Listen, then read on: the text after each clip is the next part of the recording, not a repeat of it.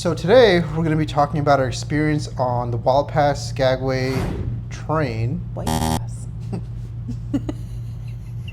my God. What is it called? What is it called? What is it called? It's called the White Pass Scenic Railway in Alaska. All right. So today we're going to be talking about the Scenic White Pass Railway in Alaska, Skagway to be exact. It's basically a train ride that takes you up the mountain in Skagway. It's really cool, really beautiful. We went on part of our Disney cruise, and yeah, that's about it.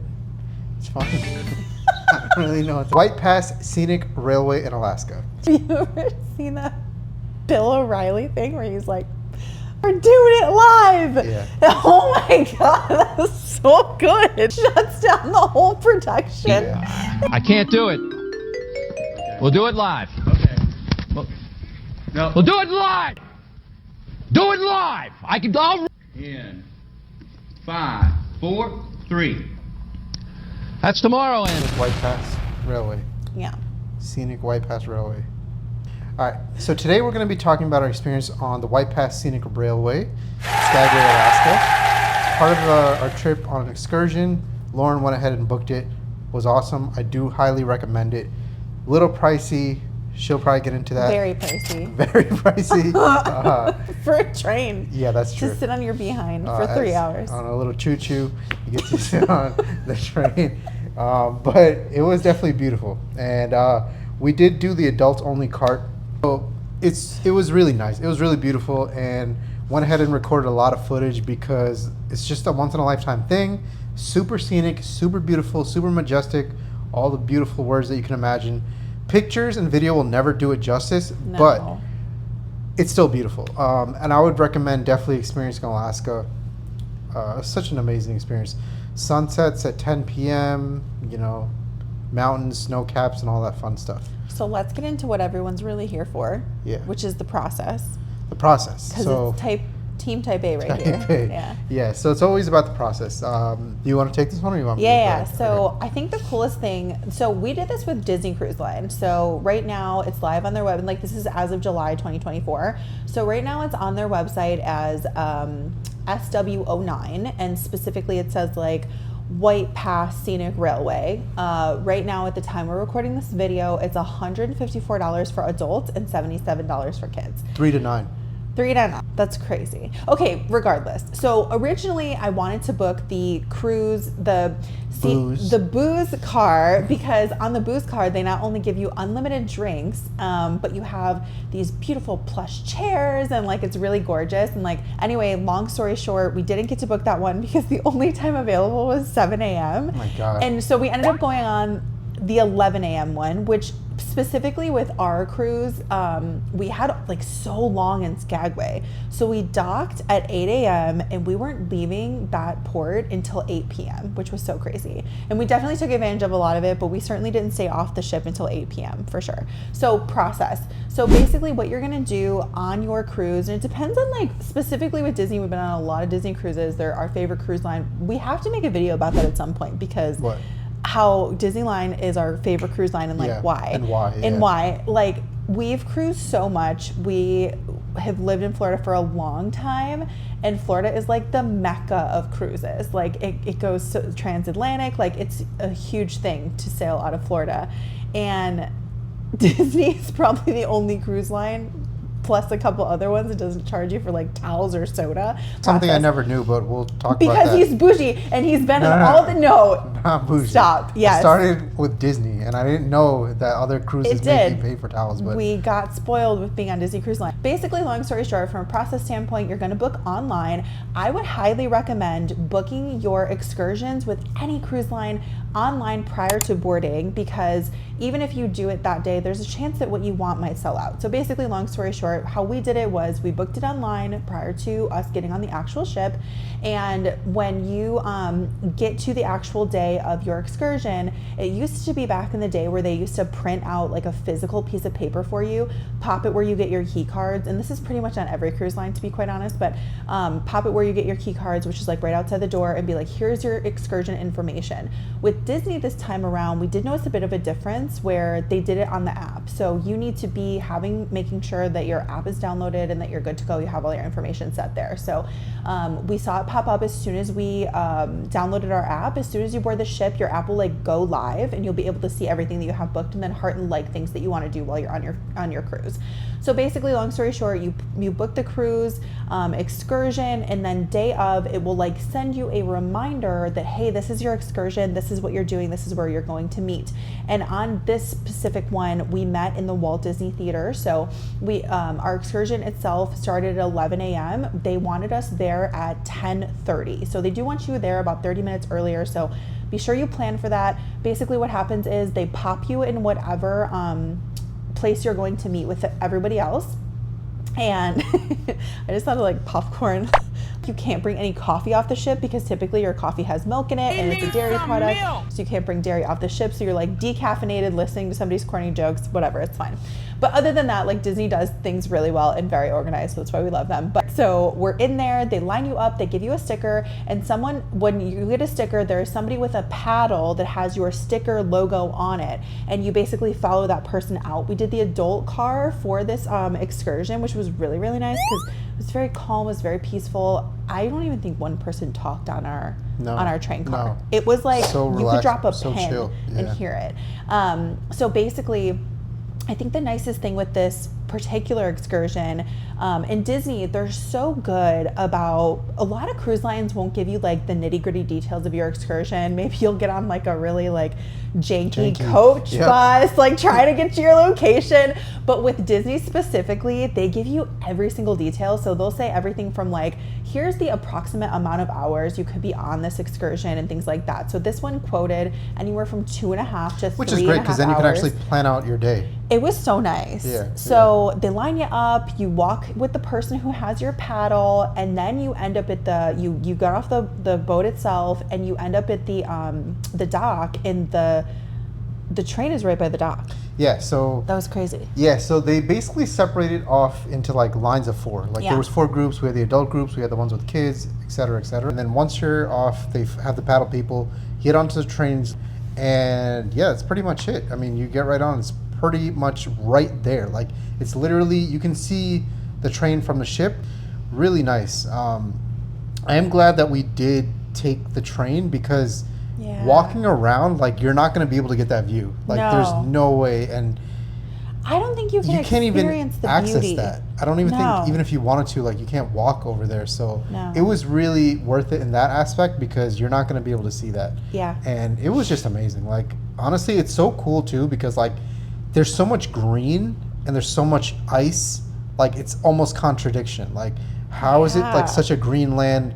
Like if you notice, like at the start of the ride, like we start off on all this nice little green, Yes. like beautiful. It's just beautiful. And then you go up, and like by like the mid of this video, you'll probably see we're like high up there, high altitude, icy mountains and stuff. Like you get to see all sorts of environments in like one cool little train Yeah. ride around. So that was pretty cool. No, it's so true. And like the other thing I really enjoyed, again, from a process standpoint, so what I'll say is this train is going up the White Pass summit. That's why it's called White Pass Scenic Railway, because you are, and it goes in a loop. So like you start at the bottom of like the mountain, which is the White Pass Scenic Railway mountain. That's what they call it. And I don't know if it's necessarily a mountain or just a summit, but anywho, you go up it and it's 2,954 feet or about there. And I would say this was not, it didn't feel high. No. But I feel like if you're a heights person, you might get a little scared. It wasn't bad because I'll say they don't speed. No. Like they're not going fast. It goes very nice and slow. So yeah, I think that makes a huge difference. Like if they were speeding and going uphill like a roller coaster, it would be different. But they're Yeah. not. They're going at a nice, chill, relaxed pace, and Yeah. like it's just something you can actually enjoy and just chill out. I think the only other thing I could compare it to is like when we were in Colorado, we did the cog rail, and it's basically going up Pikes Peak Mountain. Now that is scary. You're really, really high. they don't let you off the train until you get to the very top, and like it's very terrifying, but that's a whole nother experience. This is very much not that. This is like you're going up to the 2,900 feet and some change, and then you're coming back down the same way that you came up. So it's kind of like, if you're a person, a lot of times when people are a little bit nervous about something, if it's a pattern, they know what to expect next time around. So it's like, okay, I've already seen that tree, we're almost there. So that was nice. That also reminds me, so the cool thing is like, there's obviously a left and a right side on where you're sitting. So if you do not get to see something, you're gonna get to see it on the way back. Yes. So like, you know, one side you might be like, oh man, I'm missing all the cool stuff, but either way, you will see it, so don't worry. Like that was the cool part. Yeah, it was really, really cool. So they take you all the way up the mountain, and the coolest thing is, so you get on the train, they talk you through everything. There's really amazing conductors. There's about 3 conductors total walking the train, making sure that like everyone is good to go and okay. You do get, I know that like, whatever, this may not be a big deal to some people, but I thought this was nice. They do give you water when you're on board. Yeah. So you and get they had water coffee and all that stuff and too. a beautiful brochure. You have a beautiful brochure, and that brochure actually has a ton of coupons in it from the stores that you can go to when you get off the train. So I thought that was really, really nice because it kind of gives you an idea of what you can buy. We actually sent postcards out of Alaska. So if you're interested in going to Skagway, you can actually send postcards to yourself from there, which was really nice.